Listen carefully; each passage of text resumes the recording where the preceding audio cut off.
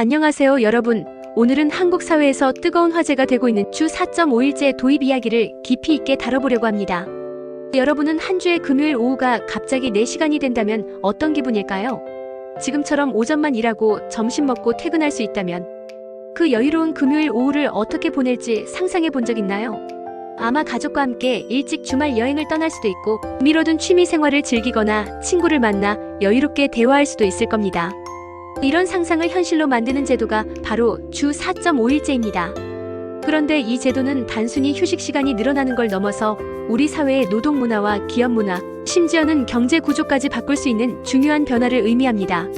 오늘은 그 개념부터 기대 효과, 문제점, 그리고 실제 도입 가능성과 우리가 고려해야 할 점들까지 긴 호흡으로 풀어보겠습니다. 주 4.5일제란 무엇일까요? 말 그대로 일주일에 5번 출근하는 것이 아니라 4번 반만 일한다는 뜻입니다.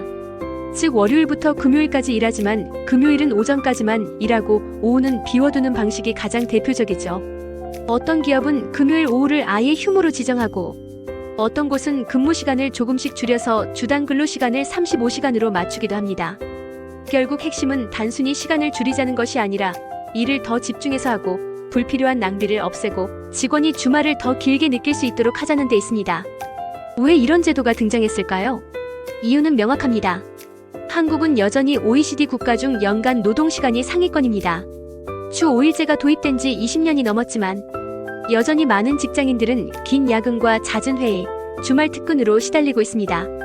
그러다 보니 번아웃에 빠지는 사람도 늘어나고 삶의 질은 높아지지 않습니다. 게다가 MZ세대는 이전 세대보다 일과 삶의 균형을 훨씬 더 중시합니다. 단순히 돈을 많이 벌기 위해 모든 시간을 회사에 바치기보다는 개인의 행복과 자유시간을 원합니다. 기업도 이를 외면하기 어렵습니다. 우수 인재를 유치하려면 근무 조건에서 매력을 보여줘야 하고 그런 흐름 속에서 주 4.5일제는 강력한 카드가 됩니다. 이 제도가 가져올 긍정적 효과는 많습니다. 우선 직원들의 삶의 질이 좋아집니다. 금요일 오후가 자유시간이 되면 주말이 사실상 2.5일로 늘어나는 셈입니다. 그 시간에 운동을 하거나 여행을 가거나 자기 개발을 할 수 있죠. 더 여유 있는 삶은 결국 정신 건강에도 긍정적 영향을 줍니다. 월요일 아침이 덜 우울해지고 회사에 대한 만족도도 높아집니다. 실제로 해외 사례에서도 이런 변화가 확인됐습니다. 영국에서 대규모로 진행된 주 4일제 실험에서는 기업의 생산성이 줄지 않았고 오히려 병가가 줄고 이직률이 감소했습니다. 아이슬란드 공공기관에서도 주 35시간 근무를 시범 실시했더니 직원들의 행복지수와 건강 지표가 좋아졌고 업무 효율도 유지됐다는 결과가 나왔습니다. 기업 입장에서도 장점이 있습니다. 단순히 직원들을 위해 시간을 줄여주는 것이 아니라 불필요한 회의나 보고 절차를 줄이고 업무를 효율화할 기회가 생기기 때문입니다. 예를 들어 회의는 짧고 간결하게 진행하고 문서 작업을 최소화하고 집중 업무 시간을 확보하는 등 조직 문화가 바뀝니다. 또 이런 제도는 인재 유치 경쟁에서도 도움이 됩니다. MZ세대는 워라밸을 중시하기 때문에 주 4.5일제를 시행하는 회사에 더 매력을 느낄 가능성이 높습니다.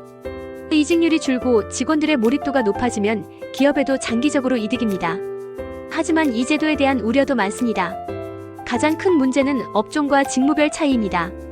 제조업, 물류업, 병원, 서비스업은 하루라도 인력을 줄이면 바로 생산 차질이나 서비스 공백이 발생합니다. 고객 대응 부서가 금요일 오후 문을 닫으면 민원이 쌓이고 불편이 커질 수 있습니다.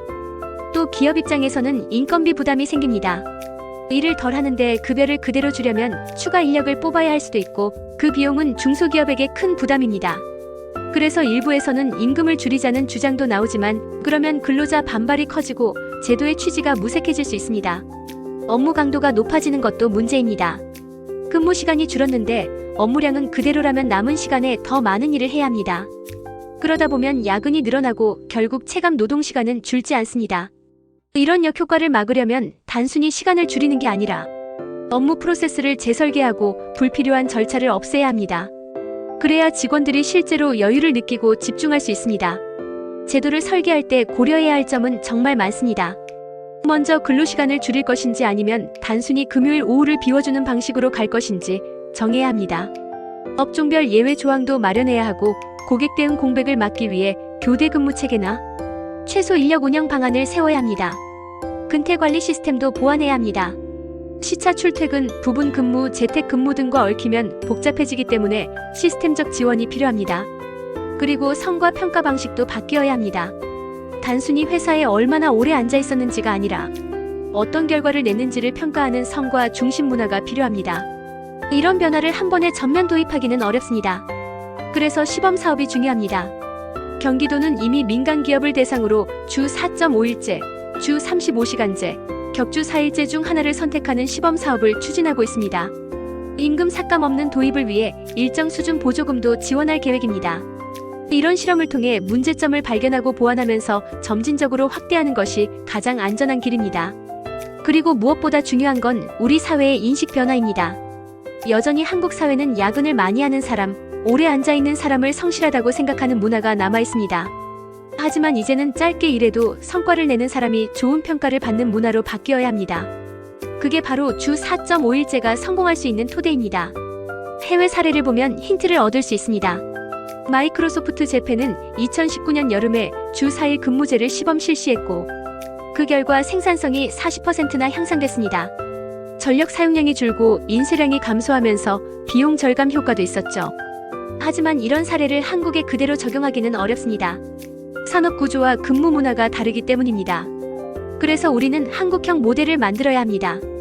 결국 주 4.5일제는 준비와 설계의 문제입니다. 충분한 논의와 데이터, 노사 합의, 시범 운영이 뒷받침돼야 제대로 자리 잡을 수 있습니다. 이상적으로는 임금을 유지하면서 근로시간을 줄이고 직원들은 그 시간을 자기계발과 휴식에 쓰고 기업은 생산성을 높이는 모델을 만들어야 합니다. 그렇게 된다면 이 제도는 단순한 복지 정책이 아니라 한국 사회의 노동 문화를 한 단계 업그레이드하는 혁신이 될 수 있습니다. 여러분은 어떤가요? 금요일 오후에 여유롭게 퇴근해 주말을 조금 더 길게 즐기는 삶, 상상만 해도 설레지 않나요? 하지만 그 시간을 확보하기 위해서는 우리 모두가 업무 방식을 바꾸고 조직 문화를 바꾸고 효율을 높이는 노력을 해야 합니다. 주 4.5일제는 단순히 근무 시간을 줄이는 제도가 아니라 우리 모두에게 던지는 질문입니다. 우리는 어떤 삶을 살고 싶은가? 어떤 사회를 만들고 싶은가? 이 질문에 대한 답을 준비할 때 비로소 이 제도는 혼란이 아니라 변화와 혁신의 시작이 될 것입니다. 오늘 영상을 통해 여러분도 그 변화를 상상하고 준비해 보시길 바랍니다.